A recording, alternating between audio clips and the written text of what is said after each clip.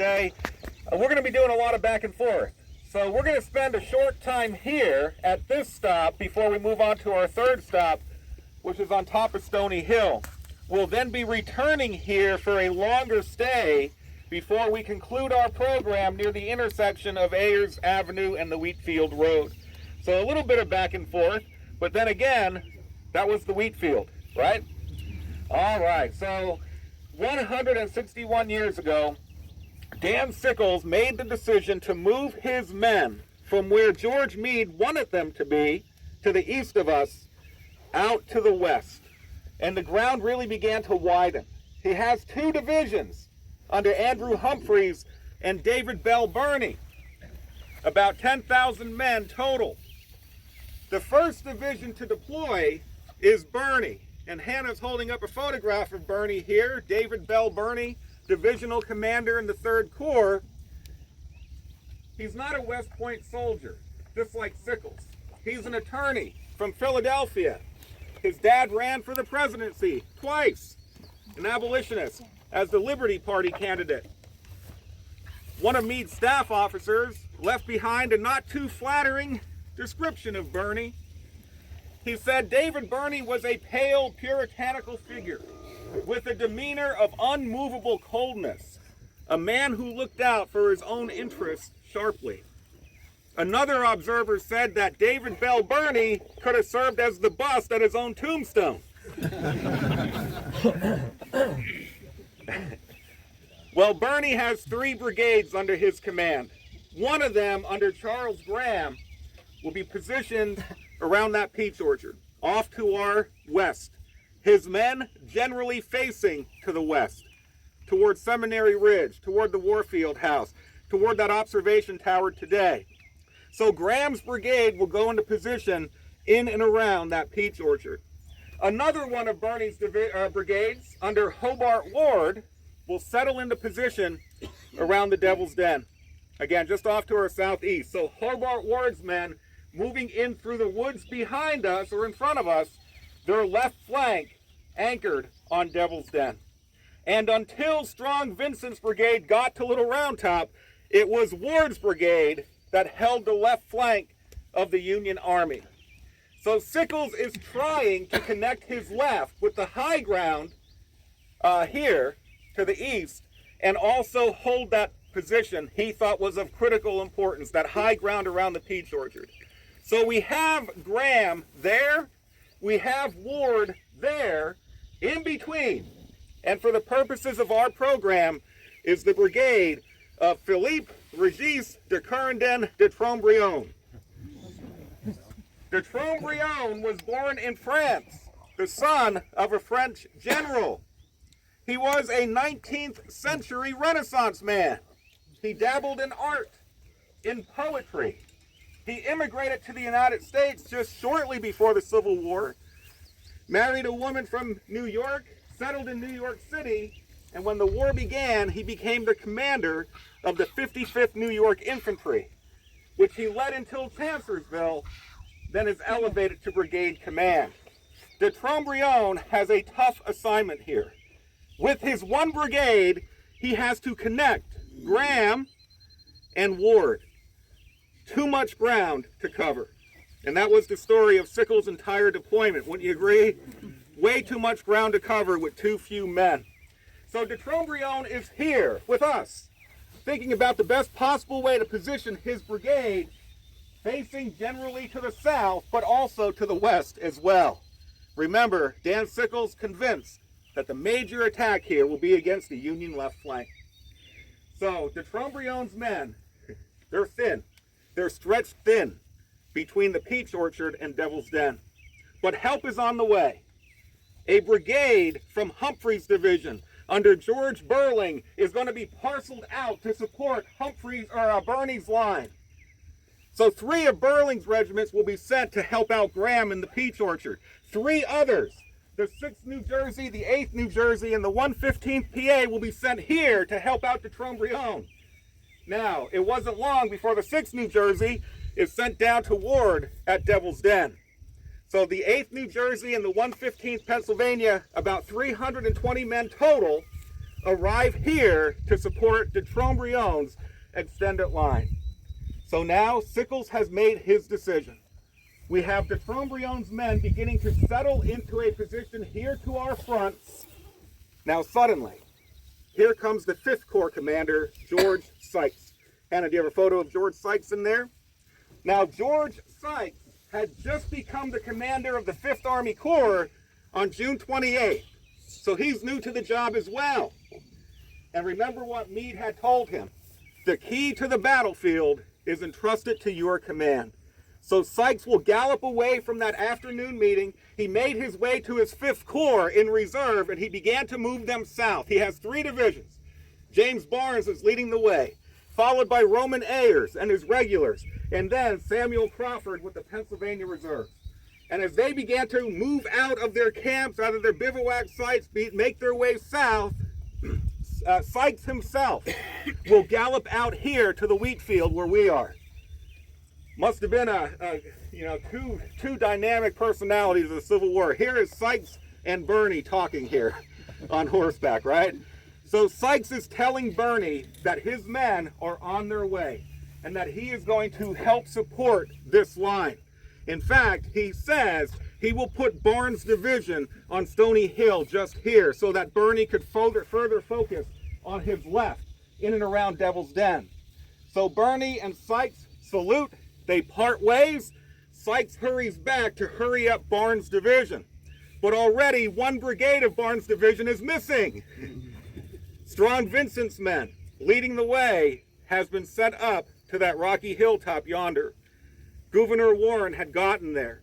He gazed out to the west. He saw Confederates staging in the distant trees about a mile or half away, and he knew that the left of the army was in serious danger. So what happened next? Well, as Barnes told it, he simply told Vincent to get up there to that hilltop. Oliver Wilcox Norton had a little bit more dramatic a story to tell. Here comes a courier galloping back and forth. What are your orders? My orders are to find General Barnes. Never mind that. Give me your orders, said Strong Vincent, and I'll take responsibility. My orders are to get troops on that hill. Well, I'll take my men there myself. So whether or not Vincent took that initiative on his own or whether Barnes simply ordered him, I guess it's all what you want to believe, right? Either way, James Barnes will start to move his other 2 brigades toward this part of the field here. All right, so before we move on ahead, I said we're going to be here only a couple minutes at this stop. I just want to set the stage here, if you will. Here comes the advance of the 5th Corps, heading from the northeast. Strong Vincent's 1,300 men have been peeled away from the front of the 5th Corps, going up to the southern edge of Little Round Top. The other 2 brigades of Barnes' command, under William Tilton and Jacob Schweitzer, are on their way out to this tree-covered hill, deceptively deep, called Stony Hill. Now, here to our front, de Trobriand. He is going to try to strengthen his position. The 40th New York was under his command, but Birney needs them to help out Ward at Devil's Den. So de Trobriand is going to lose one of his regiments, the 40th New York. They were in position behind a stone wall at the edge of the trees right here. They are sent south to the Plum Run Valley and Devil's Den. So de Trobriand will take his 17th Maine, which was up on Stony Hill, and he will order the 17th Maine of his brigade to go into that position. And the tallest monument you see at the edge of the woods, 17th Maine, facing south through Rose's Woods. To their right, here are 2 of Burling's brigade, those 2 undersized regiments. Remember them? 8th New Jersey, 115th PA to the right of the 17th Maine. You know who's not here? Burling. So those 2 units are kind of just down there helping out. Next to them is the 5th Michigan. And finally, the 110th Pennsylvania, just out of our view on the other side of the woods here on top of Stony Hill. These men are facing to the south. And already, as they're settling into position, the sounds of combat begin to emanate from further south. Devil's Den is under attack. Little Round Top is about to be under attack as well. The Confederate Army has launched its attack about 4 o'clock that afternoon. It was preceded by this massive bombardment. First out, Evander Law. And behind Law, Henry Benning and men from Georgia. Law will make his way around Devil's Den to attack up the southern slope of Little Round Top. Benning will hit Devil's Den head on primarily. To their left, Jerome Robertson's men, backed up by G.T. Anderson. So we have 4 Confederate brigades moving from right to left, from west to east, on the other side of these woods, across the Emmitsburg Road, and then they begin to turn to attack the left flank of the Union Army. We'll talk more about that attack at our next stop on top of Stony Hill. Now, we have a large size group here today. We have some traffic control. They're going to stop traffic for us, but we are going to walk along the tour road. Please do not use that social trail in there. We're going to get to the top of Stony Hill.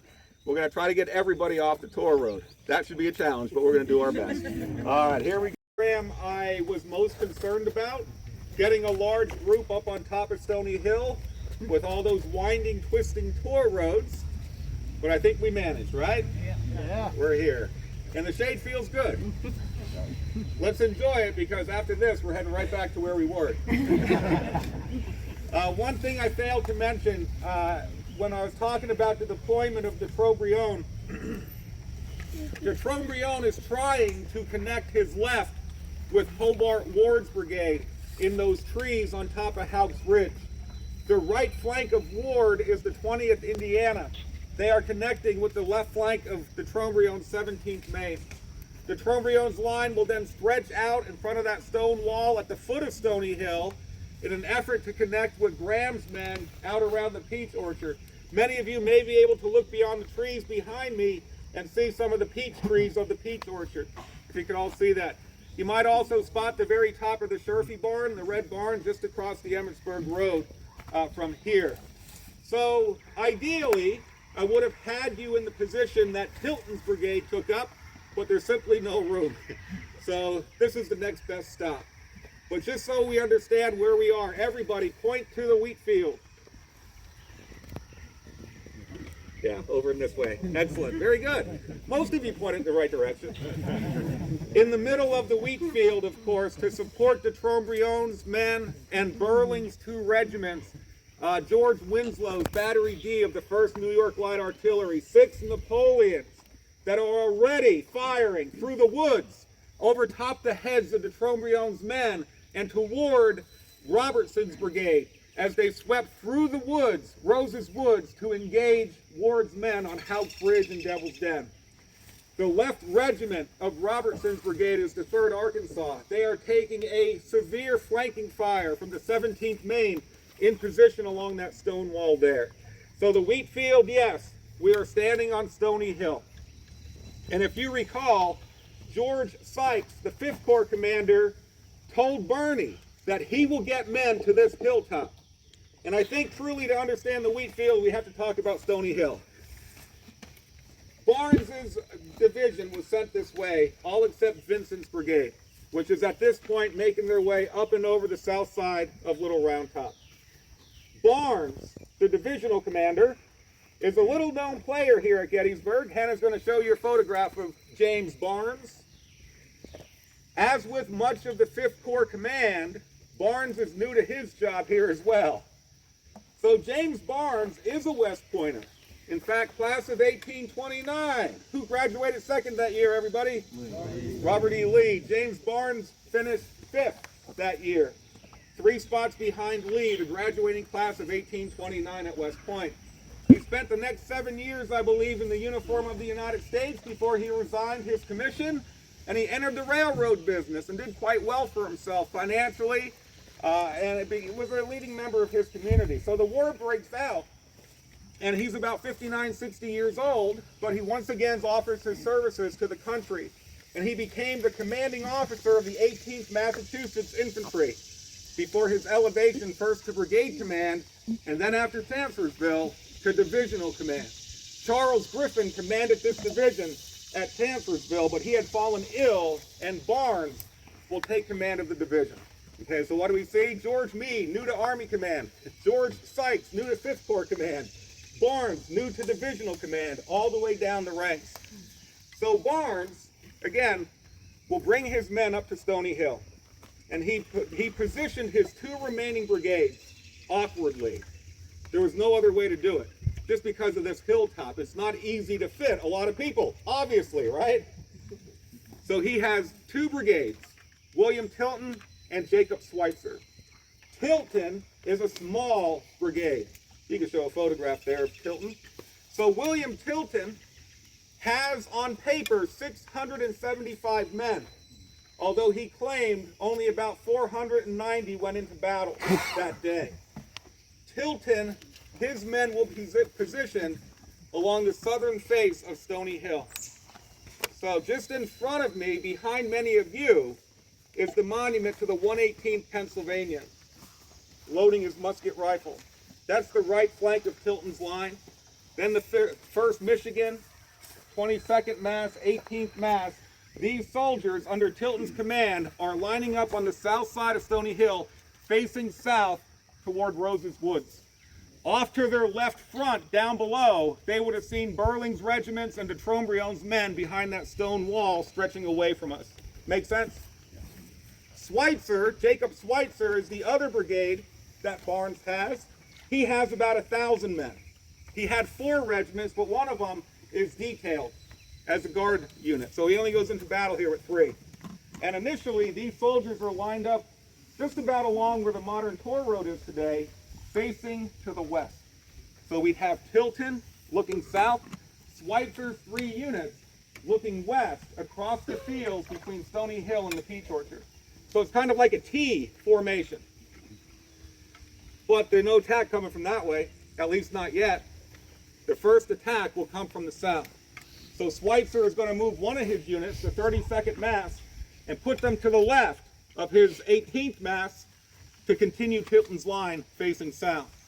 His other 2 units, the 62nd PA and the 4th Michigan, will turn and line up behind the 32nd Mass, stacked deep in these woods. There's a lot of soldiers stacked up here in this wood line.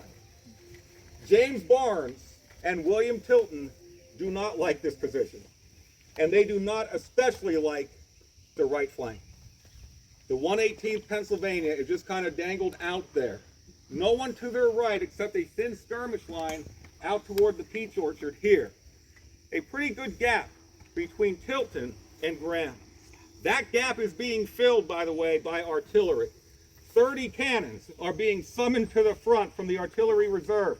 These guns will go into position along the Wheatfield Road here to add support to this thin line of infantry between the Peach Orchard and Devil's Den. So those 30 guns are going into position. No sooner, said William Tilton, no sooner did my men go in position than the attack began in earnest. The onslaught, he said, is terrible, and my losses were heavy. That attack is going to be launched by George Tige Anderson and his 4 regiments of Georgia infantry. So if we remember, we have a Vanderlaw stepping off to the attack, backed up by Benning and his Georgians.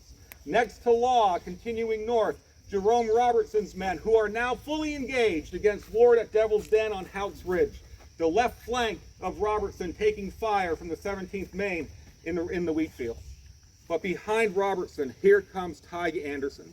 The 59th Georgia, the 8th, 9th, and 11th Georgia move out of Seminary Woods, off the ridgeline, across the Emmitsburg Road. Their left flank is getting pounded by the Union guns in the Peach Orchard.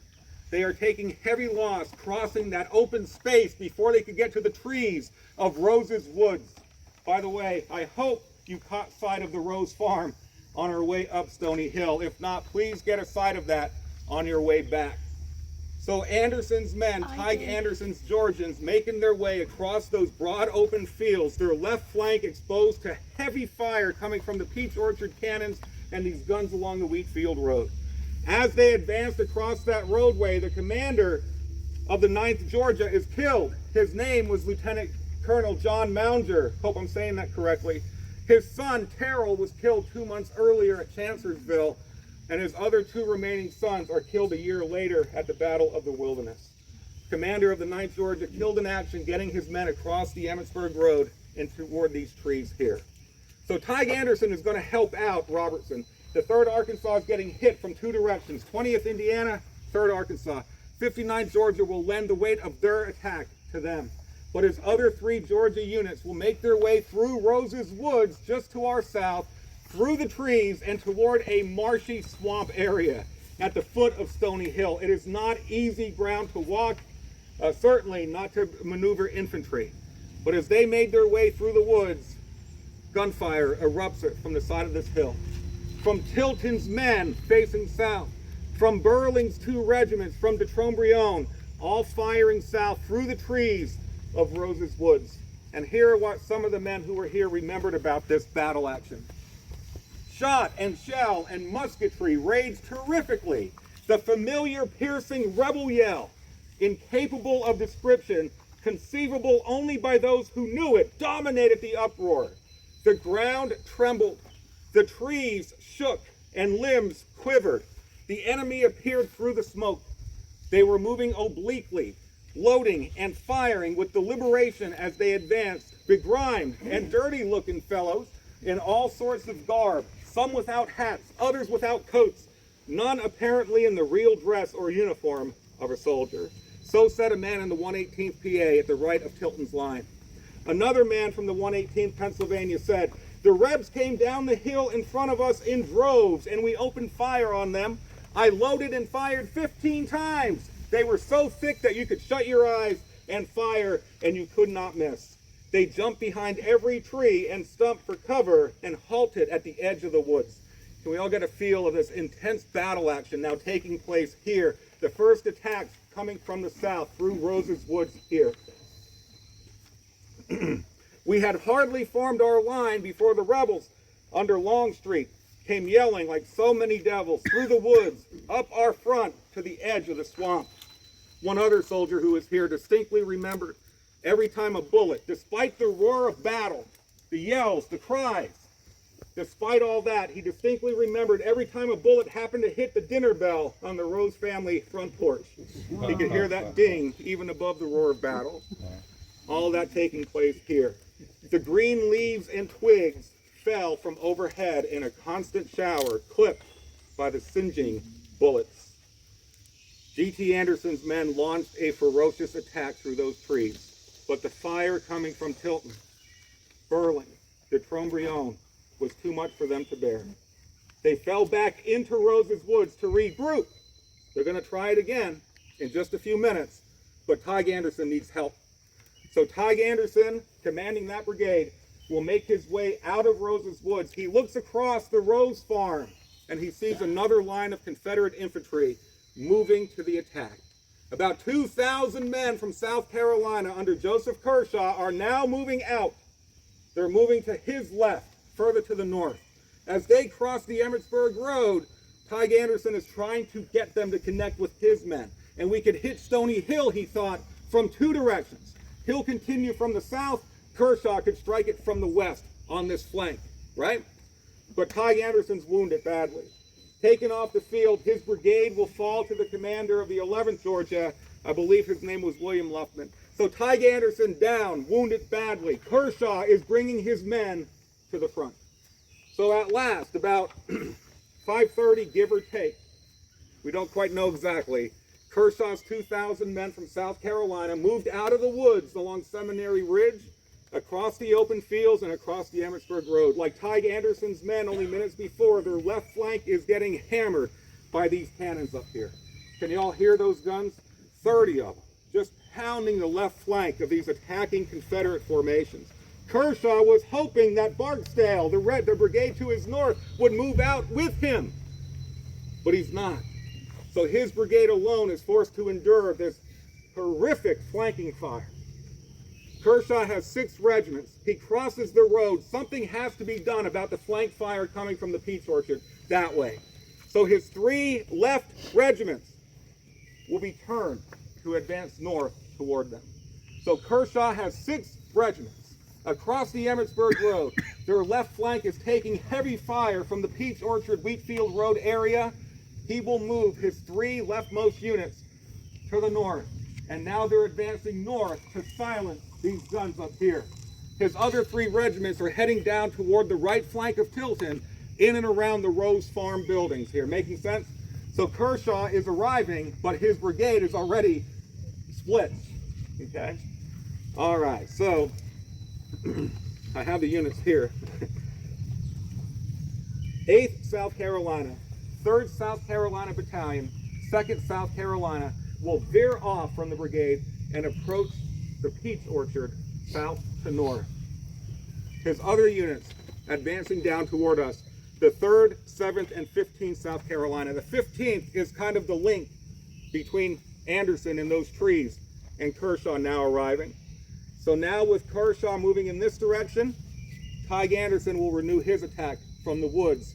Not him, but the Georgians renew their attack through the trees here. So once again, the Union line is under attack. This time, they're getting hit from 2 directions. Tilton is primarily concerned about his right flank.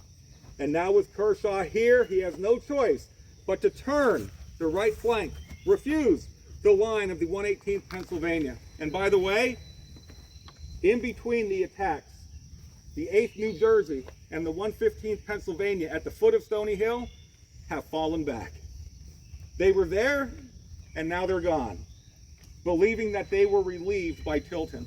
So after Tig Anderson's first attack through the trees, those 2 small units from Burling's brigade are now leaving their position at the foot of the hill, making their way back toward Winslow's battery in the middle of the Wheatfield. De Trobriand is watching all this, wondering, well, where are they going? And now fire from the 15th South Carolina from the Rose House is hitting the right flank of the 5th Michigan, of the 110th PA, and especially the 17th Maine.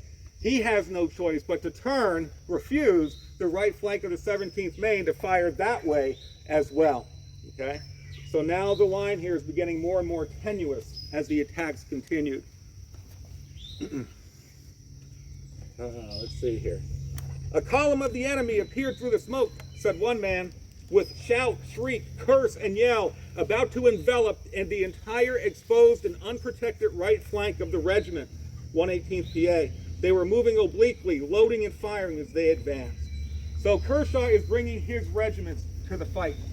3 of them heading this way. He's having trouble getting them sorted out. And apparently, the one flank of the 7th South Carolina is overlapping the flank of the 15th, and he needs to get them straightened out. So he gives an order to move to the right, move by right flank. And yet somehow, that order is conveyed to those 3 regiments approaching the peach orchard from the south. So what we have happening now, Kershaw gets across the Emmitsburg Road. 3 units head toward the Rose Farm and the right flank of Tilton's line here. His other 3 units turn, advancing toward the peach orchard, when they are giving a false order. Move by the right flank. Was that meant for us?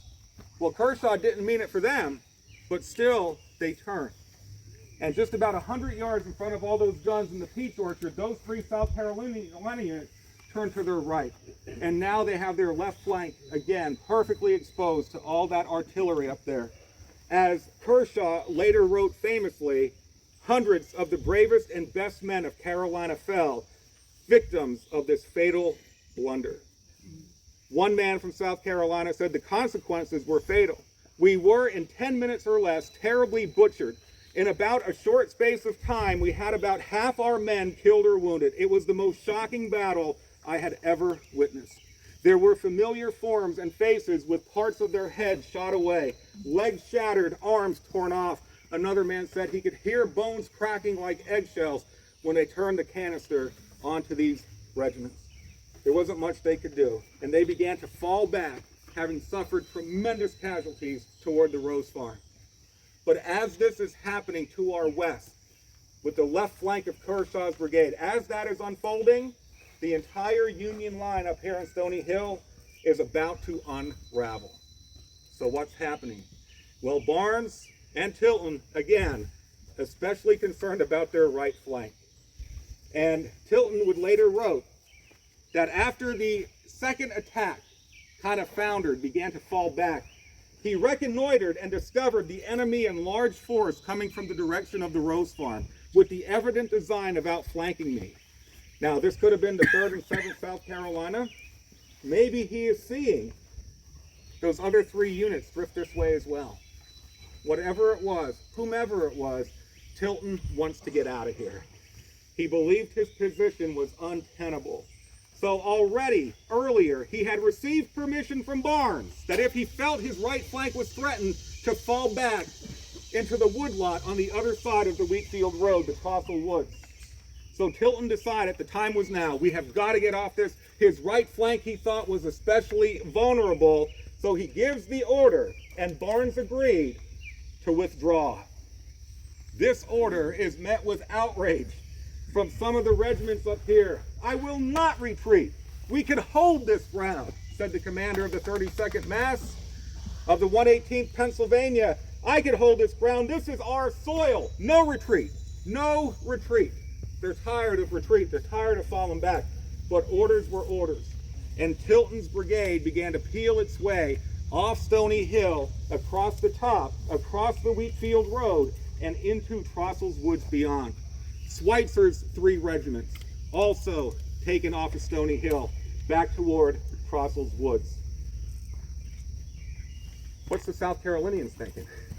Down around the Rose Farm, Stony Hill is being abandoned, evacuated. So it wasn't long before the 15th South Carolina, the 3rd and 7th, began to move from the Rose Farm, creeping up over this side of Stony Hill, taking possession of this tree-covered high ground. Now, what's the Trobriand thinking? Already, Burling's 2 regiments had abandoned him, right? And now, Tilton and Schweitzer are withdrawing from Stony Hill. He never got an order. Again, where's the guiding hand in all this? Who's in charge? It just seems like these brigades, these regiments, doing whatever they thought, right? So now with that, we're going to make our way back off of Stony Hill. As we make our way back down the Tor Road, everybody, please take the time to look at the statue, the monument to the 118th, to get a better idea of where Tilton's right flank was, off in this direction to the west. Look at the Rose Farm, okay? So enjoy the shade a moment longer, because our march continues back into the Wheatfield, everybody. And just to kind of get us in the situation at large, at this point it's probably about 6 p.m.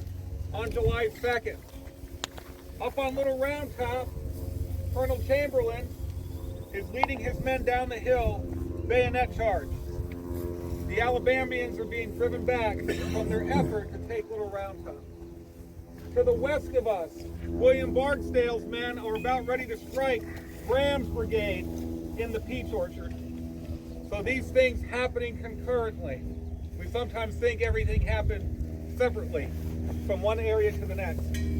Little Round Top is about to become secure in Union hands, but the peach orchard is not. The peach orchard is on the brink of collapse after Barksdale struck. Behind Barksdale, another fresh line of Confederates under William Wofford, advancing from west to east, hitting the front of the Peach Orchard area. And here, in our immediate area, William Tilton, James Barnes, after being so concerned, so much anxiety about their right flank on Stony Hill, have decided to abandon that position. So if we could just imagine Tilton and Schweitzer's men making their way off of Stony Hill and into the woodlot on the north side of the Wheatfield Road. Tilton's men will go in position along the western edge of the trees, looking out to their front where John Bigelow's 9th Massachusetts Battery is continuing to pound Kershaw just moments before they are evacuated from the field. All those cannons along the Wheatfield Road about to limber up and gallop away. Jacob Schweitzer's 3 regiments go in position in the trees just behind many of you, facing us. Now here, to our front, de Trobriand is wondering what in the world is happening, because all of a sudden, he's taking fire from his rear. South Carolinians arriving on top of Stony Hill are firing toward the rear of the 17th Maine. Well, there's no choice. De Trobriand knows he has to fall back. So the unraveling of Stony Hill led to the unraveling of the Wheatfield.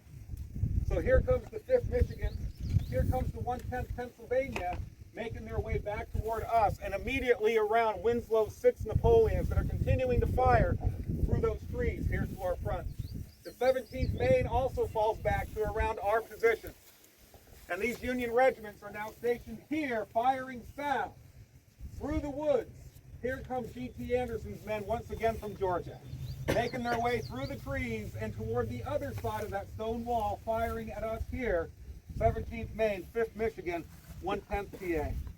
But we're also taking fire from our right, because on top of that hill, that tree-covered hill, the South Carolinians are hitting us on the right. And to our left front, in those trees right over here, men from Robertson's and Benning's brigades. Ward has been driven off of Devil's Den. Can you see them? There they go. They're retreating through that Valley of Death, heading back towards Cemetery Ridge.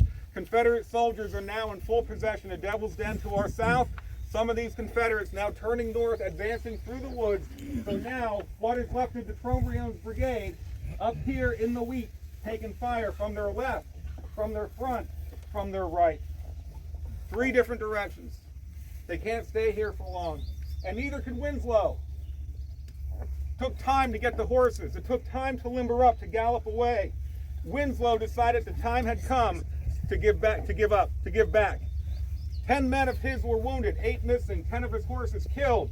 But Winslow's battery is now going to limber up and get out of this area. Again, taking fire from 3 directions. And with that, de Trombrion led his men back to the Wheatfield Road.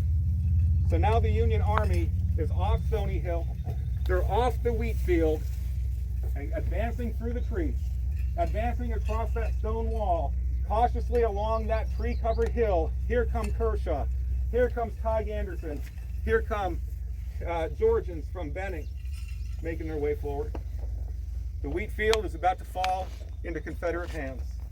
But suddenly, David Birney is back. His left flank has collapsed. Devil's Den in possession of the Confederates, but Birney makes his way along the Wheatfield Road. He's galloping. He finds de Trombrion. He says, support is coming. Help is on its way. Reinforcements making their way south. But I need to buy some time, some critical time. So the 5th Michigan and the 17th Maine will charge once again from the road right up where we're standing and directly toward those Confederates, still firing from 3 directions. We just need to buy some time. Buy some time for those reinforcements to get here, right? Those reinforcements are on their way. There were 3,200 of them under John Curtis Caldwell. Now, if you remember from early on, when Meade found out what was happening down here, he is shifting just about everybody this way. He had turned to Hancock, his 2nd Corps commander, and said, send a division. That division, as it turned out, under the command of 29-year-old John Curtis Caldwell, a school teacher from Maine, a volunteer soldier, a civilian, who turned out to be a pretty good leader. This division, among the hardest fighting troops in the entire Union Army, this division had once been under the command of Edwin Sumner and Israel Richardson, and most recently, Winfield Scott Hancock. This division had attacked the sunken road at Antietam. This division had attacked Maurice Heights at Fredericksburg, and now this division is about to enter the whirlwind that was the Wheatfield here at Gettysburg. So Birney knows Caldwell is coming. The 17th Maine, 5th Michigan advance back into the wheat.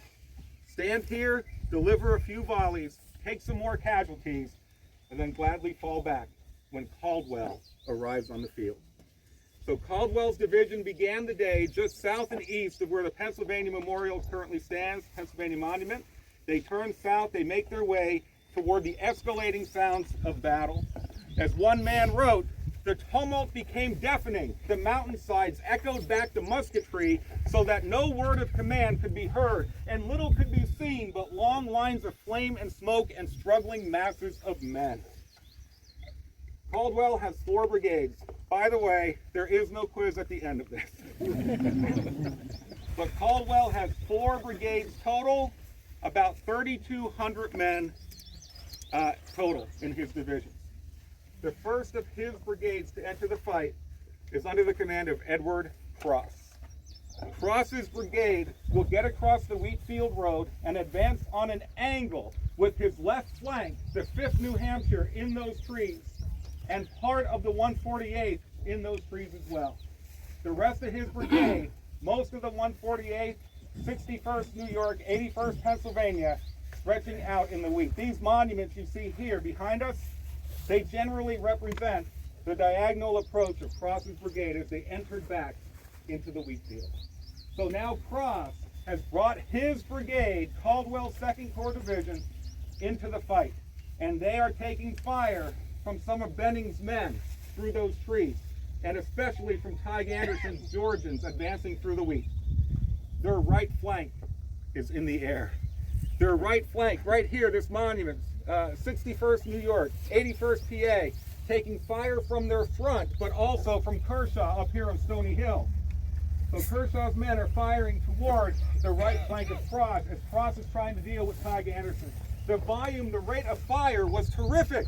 So much so that within 15 minutes, these Union soldiers are running out of bullets. Happening so fast.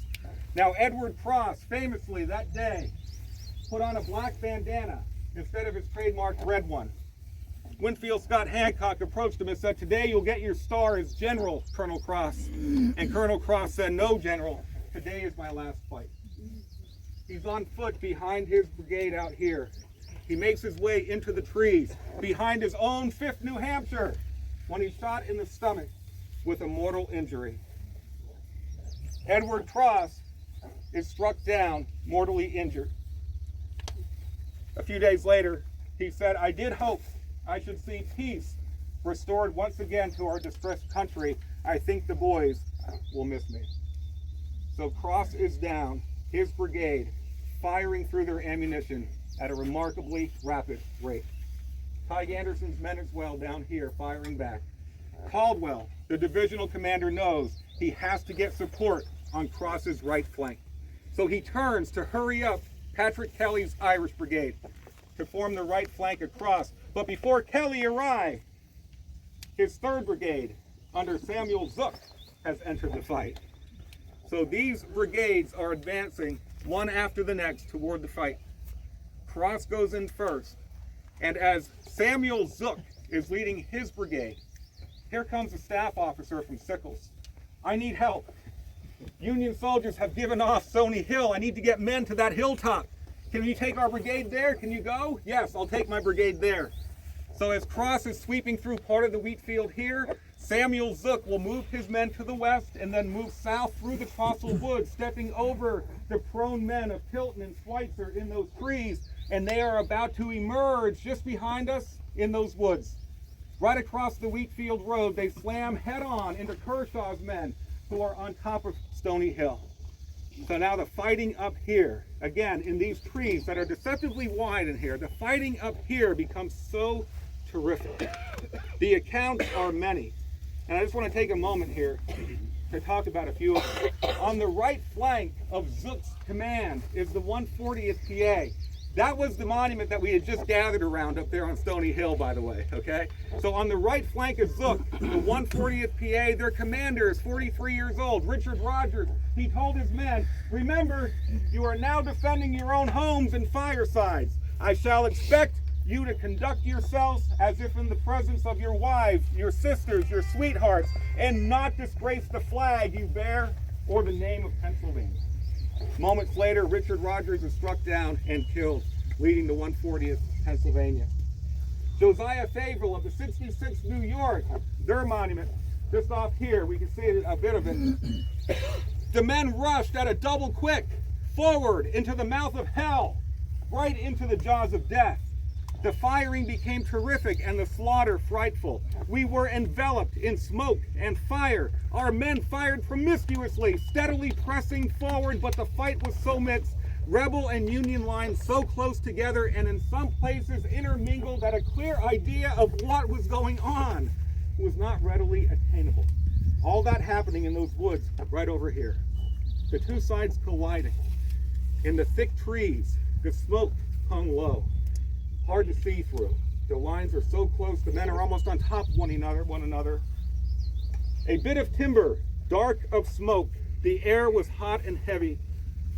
Screaming shells, hissing bullets, here and there all along the line of men dropping, limping to the rear. Now as Zook's men entered the fight, they began to drive back Kershaw through those trees, slowly, foot by foot. Zook is behind them, making his way across the Wheatfield Road on horseback. A bullet tears right into his stomach. Just moments after Cross is mortally injured, so too is Samuel Zook. Samuel Zook passed away the next day. After hearing the repulse of Pickett's charge, he says, "I'm satisfied now." And then he died. Cross is down. Zook is down.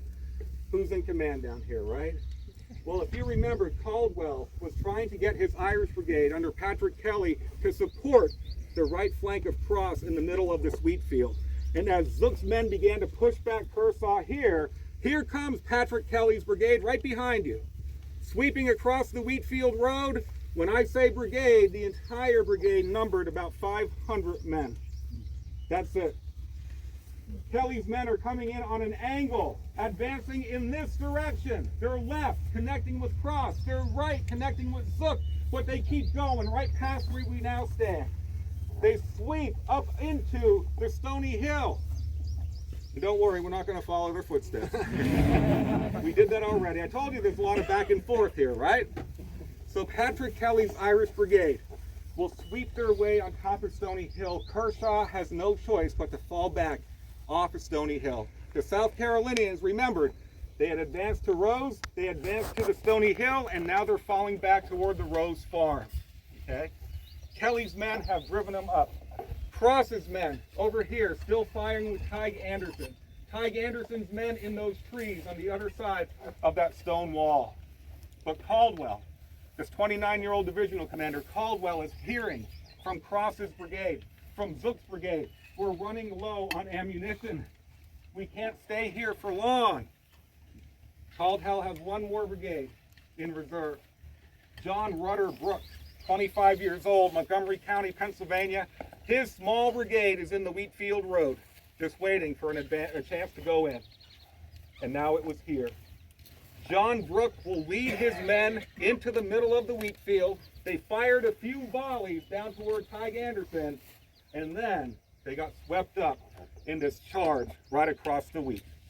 John Brooke will lead his brigade right through the Wheatfield and all the way toward that stone wall. And don't worry, we're not going to follow in their footsteps either. But imagine this, we're here, we're on the left flank of Zook. We can see the right flank across. Here comes Kelly sweeping right through us on top of Stony Hill, and now here comes Brooke making his way, about 800 men, maybe 850. They sweep right through the Wheatfield and hit Tige Anderson's men head on. Now Tige Anderson's men have been engaged almost nonstop for the last 2 hours. They're running low on strength. They are driven back again through those trees with Brooke's men on their heels almost every step of the way. The Union Army is now back in control of the Wheatfield. Back and forth the fighting went. So Brooke has pushed his brigade into those trees. Now Kershaw saw this. Kershaw is up on Stony Hill. He saw Caldwell's men arriving, brigade by brigade. He knows he needs help. So he turns and he began to make his way back toward the Gettysburg Road, and here comes his supporting brigade under Paul Semmes. Paul Semmes had a brigade of Georgians. They advanced across the Gettysburg Road behind Kershaw. They advanced toward the western edge of Rose's Woods, just a bit south of the Rose Farm. Semmes, however, is down, struck in the thigh with a mortal wound. Cross, Zook, Paul Semmes, 3 brigade commanders now mortally injured. G.T. Anderson, also down, wounded. And moments later, John Brooke, shot in the ankle, also wounded as well. Who is in command down here? There's so many leaders being struck down. Where is the guiding hand? Caldwell thought it was him. So Caldwell saw Brooke push Anderson all the way back to those trees. But he knows they can't stay there for long. They have pushed their way far beyond any support left and right. So he comes galloping back. He needs support. Caldwell galloping across the Wheatfield looking for any kind of help. There's Schweitzer. Jacob Schweitzer, his men in the woods. Colonel Schweitzer, my men are driving the Rebs like hell. I need your support. Come on, follow me. And Schweitzer wants to. He wants to help, but he can't take orders from Caldwell. I only take orders from James Barnes. Find Barnes, and I'll follow that order. So Caldwell does. He comes galloping out of the woods, makes his way to the western edge of Trossel's woods. He finds Barnes. He tells Barnes that he needs help for his attack. Barnes comes galloping back, gives a patriotic speech to Schweitzer's brigade, and now Schweitzer's 3 regiments come pouring out of those trees behind you. 4th Michigan, 62nd Pennsylvania, 32nd Mass. Again, about 1,000 men. Their casualties had been minimal thus far up on Stony Hill, so about 1,000 fresh Union soldiers sweeping across the Wheatfield and heading toward that stone wall. They are going to relieve Cross, who's almost out of bullets. They're going to relieve Kelly right here, and Zook, they're almost out of bullets as well. Schweitzer goes through the Wheatfield to that fence.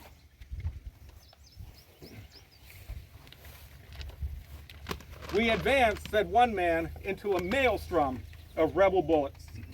We were hardly in position here before the attack came again, and the battle waxed hot and furious. The men received the fire of the enemy with great coolness and returned it with spirit. So, Schweitzer's men move from north to south, right across the Wheatfield to that stone wall. Off to their right, Union soldiers come streaming out of those trees. Brooke is being helped off the field, wounded, shot in the ankle. His brigade could hold on no longer at the edge of those woods. His brigade had been getting flank fire from Anderson, flank fire from Kershaw, hit head on by Semmes. So what is left of Brooke's brigade comes falling back out of those trees, even as Schweitzer is moving in this direction. And then suddenly, Schweitzer, he can't understand what's going on. Bullets are hitting the back of his men. So he's there behind that stone wall looking through the trees, but bullets are firing over his head. What in the world is that? Well, his first thought was Union soldiers on Stony Hill were trying to fire over his men into those trees. But as it turned out, Kershaw is back on top of Stony Hill, backed up with another wave of gray. So what happened? Zook and Kelly are firing toward Kershaw, when suddenly, off to their west, Barksdale has smashed right through the peach orchard. Barksdale's men, most of them, turn north, advancing along the Emmitsburg Road. But behind Barksdale, about 1,800 men from Georgia under William Wofford. Wofford's men advance east, advancing down the Wheatfield Road. Tilton is out. Barnes, wounded, he's out of here. Schweitzer is way down here. The sight of Wofford entering the fight inspired Kershaw's men. They renewed their attack from the Stony house, from the Rose house. They attacked Stony Hill from the west, and what's left of Zook, what's left of Kelly, abandoned Stony Hill again. Can we just picture all these Union troops now running this way? Just like back and forth that afternoon.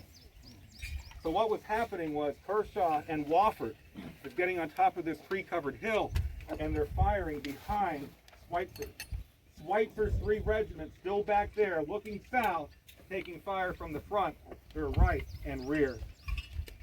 The man who carried the brigade flag, Ed McMahon, I think that was his name, Edward McMahon, he turned to Jacob Schweitzer and he says, "I'll be damned, Colonel, I think we're facing the wrong direction." And they were. So now Schweitzer has to act.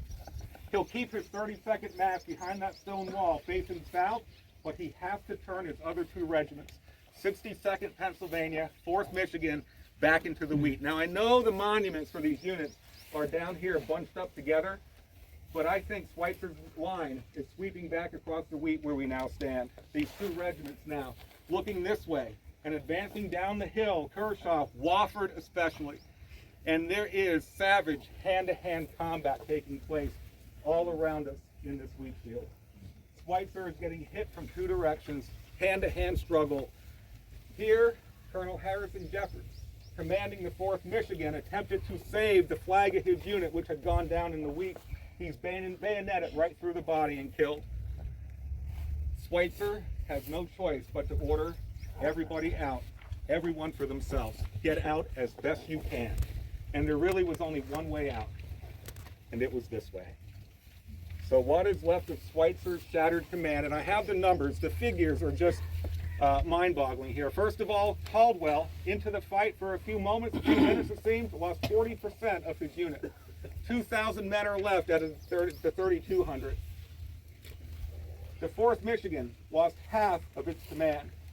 The 62nd PA, 40%. The 32nd Mass, 33%. So here are the Confederates once more in the Wheatfield. Ty Anderson is approaching again through those trees, those men from Georgia. Kershaw back on top of Stony Hill, advancing toward us, but William Wofford's men, head of steam, making their way through the wheat. Here goes Schweitzer, what's left of Schweitzer's shattered command, racing their way out of the wheat field in that direction, and almost running right into a new line of Union soldiers about to enter the wheat. So for all of you who have the regulars card, the next stop, their final stop, we'll talk about what they did here. One more stop to go, everybody. We're going to make our way back along this trail and conclude our program near the Wheatfield Road. I know we were just really thick into the wheat, talking about various regimental actions, brigade actions. But if we took a step back, looked at it from above, at about this time, Graham's brigade in the Peach Orchard has been driven off, and Barksdale's men from Mississippi are advancing in a northerly fashion up the Emmitsburg Road. The 21st Mississippi, and I believe there's a battle walk on that this afternoon, 3 o'clock. The 21st Mississippi is now advancing toward the Trossel Farm and John Bigelow's withdrawing battery, the 9th Massachusetts. That's happening to our west. Okay, just about 7 p.m. On the other side of the field, Edward Allegheny Johnson is preparing his attacks on Culp's Hill. Little Round Top is secure in Union hands. Up on top of that hill now 2 Union brigades, Vincent and now Stephen Weed, which I'll talk about in a moment. But just to our south, Confederates have gained possession of Devil's Den. And now, Caldwell's division had swept through the wheat, had driven back the Confederates for a moment, and now they come tumbling back out. Schweitzer's brigade had gone into the wheat to the south to lend support, but now they are hit, hammered from the front, from the left, from the right, from the rear. Wofford, Georgians making their way through the wheat behind us. So what is left of Schweitzer's shattered command and Caldwell's shattered commands? Streaming out of the wheat, back across Trossel's Woods, heading up towards Cemetery Ridge. But advancing toward the fight, directly down this valley to your front, here come the U.S. regulars under Roman Ayers. Now, if you recall, George Meade at that afternoon meeting had told George Sykes, get your 5th Corps to the south, hold the key to the field. Barnes led the way, then Ayers. Ayers' division. As they approach the battlefield, one of his 3 brigades will be peeled off. That brigade, commanded by Stephen Weed, go in position on the summit of Little Round Top. His other 2 brigades, though, are commanded by Sidney Burbank and Hannibal Day. These are the regulars, the men who made the Army their career.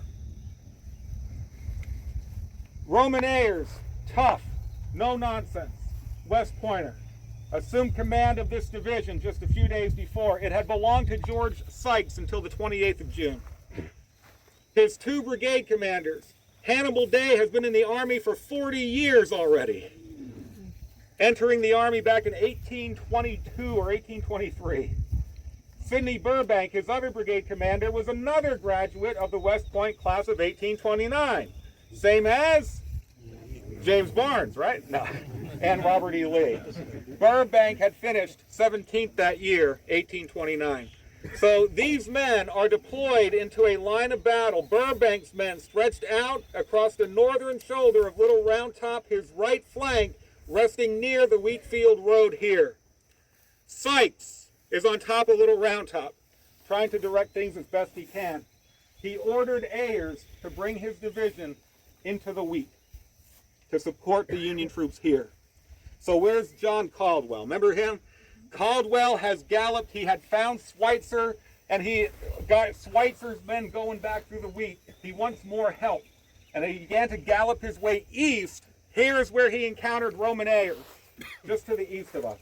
And he's asking Roman Ayers if he could send his men in support of Schweitzer as well. And Ayers agreed. So these regulars under Burbank sweep down this valley of death across the modern Tor Road and advance right past us where we're standing. Now, as they advanced down the hill, they saw Schweitzer going out. Just to give you an idea of where everything's kind of lining up time-wise. So Schweitzer has moved from the trees, got over there, had a turn, hand-to-hand combat as Burbank is coming down the northern shoulder. They get into the wheat field behind you, and Burbank, his left flank, is taking fire from Confederates down at Devil's Den. He tries to do one of these things. Get through the wheat and turn to get behind Schweitzer to support Brooke, who still, apparently, or the thought was, in those trees beyond. But as he is executing this big wheel maneuver through the wheat, his right flank, held by Colonel Arthur Lee of the 2nd U.S. Infantry, got hit right on the flank by Wofford's Georgians. So everything happening so fast. The 2nd U.S. is in the middle of the wheat field. Next to them is the 7th U.S. Infantry, the 10th U.S., in a diagonal fashion, kind of like how Cross was before. Remember that? Just a little bit further on into the wheat. Wofford hits them from the side, hits them from the rear. The regulars stand and hold their ground as best they could, but they're getting hit from so many different directions. Their formation is broken a bit to allow Schweitzer's men to retreat, to flee the wheat field. And as Burbank is executing this wheeling maneuver in the wheat field here, Day's brigade are stacked in columns just coming up the slope of this high ground here to our front. So the regulars have entered into the wheat, and they are getting hit hard from all directions. There's only so much they could do. The flag of the 2nd United States is cut in half. The fire was so thick, so severe. Ultimately, Burbank has no choice but to order his men out. So once again, Union soldiers falling back across where we now stand, across this valley here, back toward the northern slope of Little Round Top. Very famously, one of Weed's volunteers up on that hill, allegedly, apparently, said, for 2 years, the regulars taught us how to fight like soldiers. And in the wheat field at Gettysburg, they taught us how to die like soldiers. Now, who said that? Never been able to tell. If anyone out there knows, please let me know. But it's one of those quotes that you just you have the feel in the arms when that goes up there. So, Burbank's men falling back. Day's men also falling back. Hannibal Day is on horseback here, very calmly, professional soldier lighting up his pipe as all this is unfolding. Turns his command around. And everybody, the regulars are in action for a relatively short time. But in that short time, Burbank lost 447 men, 50% of his brigade. Hannibal Day lost 382. For a final time that day, Union soldiers are driven out of the wheat field. For a final time that day, Confederate soldiers sweep through the wheat behind you, clearing the way out of Union men. The regulars are falling back across this valley of death. As one of them said, every step was marked by ghastly lines of dead and wounded. And just imagine this. On the northern shoulder of Little Round Top is Gibbs Battery from Ohio. As the regulars are falling back on their heels, here come Wofford's men, and some of Kershaw's men, and G.T. Anderson. G.T. Anderson's men, the only brigade to be engaged from start to finish in the fight in the wheat field. Up on there, Gibbs's men, waving their hats for the regulars to hurry up, because they have their cannons loaded with canister. They weren't moving fast enough. So next, they're saying, get down, and the regulars dropped onto the ground, while overhead, canisters spraying out in every direction. As we were falling back, said Lieutenant Page of the regulars, we saw the battery officers at the base of Round Top waving their hats for us to hurry up.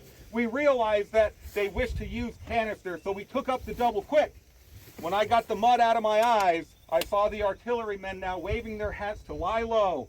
I got behind a boulder with a number of my men when the battery opened fire with canister. So that canister fire is going to deal a staggering blow. These Confederates are running out of steam. They're running out of strength as they continue to inch their way forward here. Now Wofford's men, relatively lightly engaged compared to G.T. Anderson and Kershaw. They are continuing to barrel down the Wheatfield Road on either side, heading closer and closer toward that gap in the Union position. Suddenly, like that, orders arrived to stop. Those orders came not from Wofford, but from James Longstreet. James Longstreet, who had marched with Wofford's men toward the Emmitsburg Road. They began to cheer him on. Cheer less, men, he said, and fight more. But as Wofford's men neared us, getting toward there, getting possession briefly of some artillery pieces from Massachusetts, the orders came to fall back, to disengage. Wofford couldn't believe it. His men couldn't believe it. But it was very soon apparent why. Arriving over the crest of that hill, another line of Union soldiers. Remember when Sykes was coming down? Barnes led the way, then Ayers, and then Sam Crawford, his division of Pennsylvania Reserves. One of his brigades sent over to the south side of Little Round Top under Joseph Fisher, but his other one under McCandless filled in the gap right where Burbank was minutes before. McCandless's brigade of Pennsylvania Reserves, stretching across that northern shoulder of Little Round Top, fired 2 volleys that continued to stagger the Confederate advance, and then they charged down the slope of that hill.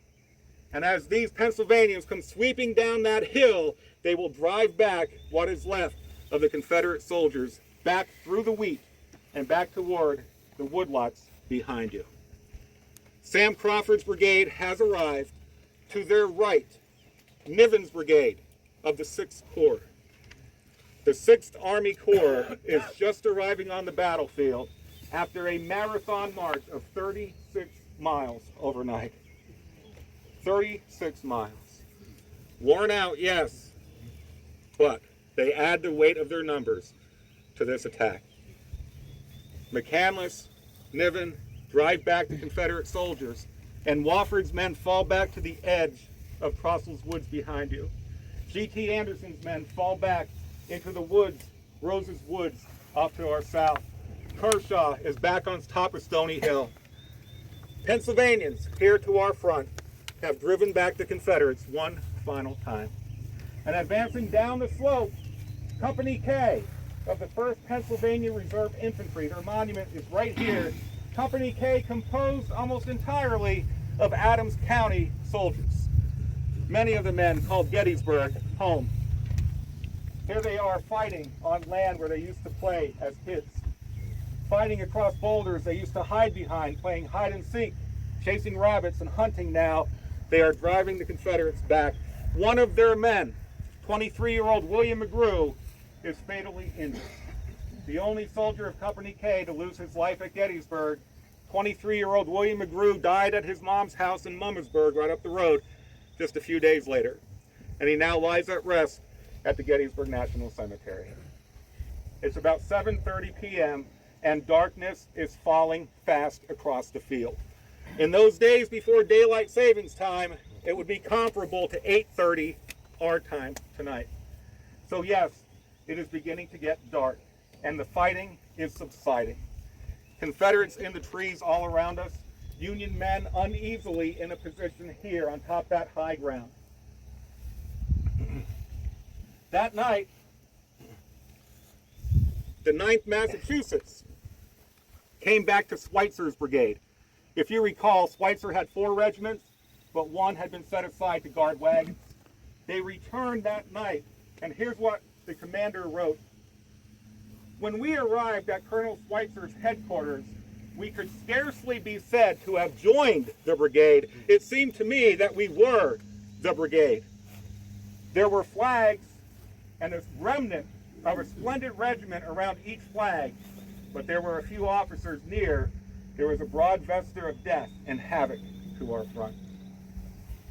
Francis Donaldson of the 118th Pennsylvania, at last the battle was hushed and all was still. Night veiled the earth. Its gloomy shades were thickened by a sulphurous cloud that, like a pall, hung sadly over the field. The woods and the fields were strewn with the wounded and the dying, and with the ghastly forms of the dead. It is indeed remarkable that men could lie down and sleep so tranquilly when they know the danger that awaits them on the morrow, when they hear the cries of the already mangled, when they know that the dead lie strewn around, and that with the early dawn of the coming day, the work of death will be resumed. For 3.5 hours, the fight raged back and forth across this 20-acre field of wheat. For the Rose family, there of course is no harvest that year. The wheat trampled, the ground behind you filled with the dead and the wounded of both sides. 6 Confederate brigades, 13 Union brigades involved in this battle action. 18,000 men, 1 out of every 3 becoming a casualty. John Parker of the 22nd Massachusetts left us this account. It was a warm and muggy night. The moon shed a dim and sickly light over the ground, partially obscured by a fog or haze that settled around us. The 22nd went on picket to the front among the rocks and boulders scattered thickly among the trees. Midnight came, and through the soft yellow light, here and there we could see the bodies of the dead and dying all around us. Hundreds of the wounded were near.